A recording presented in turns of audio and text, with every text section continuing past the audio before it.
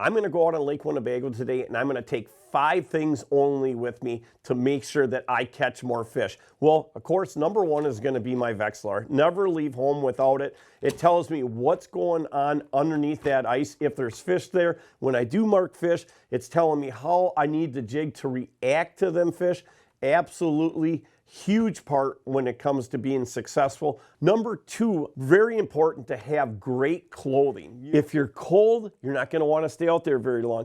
The other part is, if you're cold, it's hard to really concentrate and hard to fish right. Number 3, I'm going to say to you, is having a good flip over shelter too. Again, you know what, there's times, again, just trying to get out of them elements and making sure you're comfortable and you can sit in there, and obviously when the bite is really tough, trying to get that wind off of your line can be extremely important.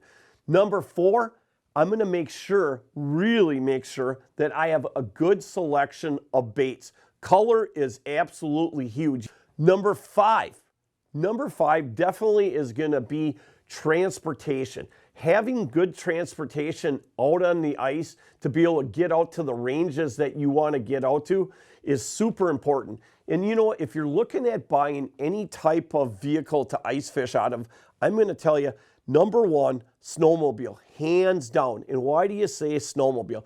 You know what, snowmobile, pretty much any conditions that you have out there, a snowmobile can handle. You know, so you're saying to yourself, well, what if there's no snow? Well, they make scratchers that actually go on your snowmobile that actually scratch the ice, which lubricates all your slides and stuff like that. So that's not a big issue.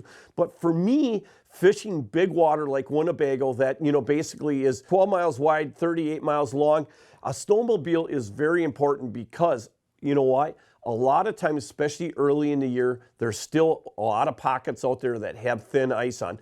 A snowmobile, as long as you're not pulling heavy sleds behind it or have it weighted down too much, can go across a lot of thin ice, even open water, if you know how to handle that.